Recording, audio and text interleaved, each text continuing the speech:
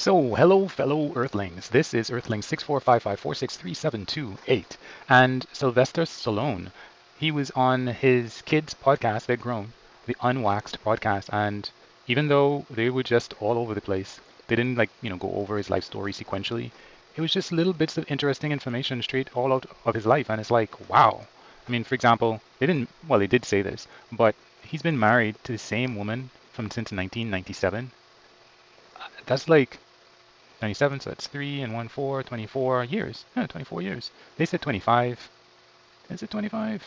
No, it's 24. So, yeah, and they've been together like 30 years. And I'm like, Sylvester Stallone? I thought he was with how many different people? I'm like, wow, you've been married to one person for almost a quarter of a century. This is a famous actor. I did not believe it. Of course, when you see his wife and how she looks now, it's kind of like, yeah, I guess I could believe that based on how she looks. Honestly, she looks better than her daughters, honestly. So, yeah. Aside from that, he mentioned the fact that he had quit. Well, he had been pushed out of so many different schools, apparently, and just how much of, I don't know if he was ever diagnosed with ADD or what, but at one point he thought to himself on the way to school that he would go to Florida. And that's what he did. He went to Florida. And now, when he's in Florida, he needs to get back home. So what should he do? He gets himself arrested by breaking into a military camp in order to get sent back home.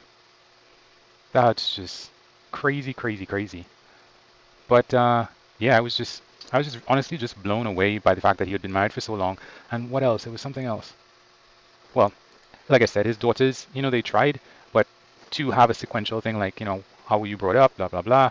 And yeah, that he's 75 years old. Jesus Christ, Rambo and Rocky is 75 years old. And of course, he still, keeps in shape and everything else, but wow. And of course, I went to Joe Rogan's clip afterwards, and they were looking at x-rays of his neck where they had to fuse his vertebrae together because in the original Expendables, apparently he broke some of these bones in his neck. Just crazy. Of course, he was old then too, but hmm. Anyway, it's an interesting podcast to listen to. It's interesting to listen to what kind of person he is. How Copland was not the best move for him.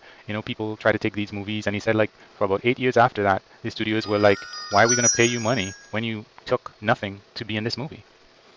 So, interesting stuff. Take it in. Have a good one.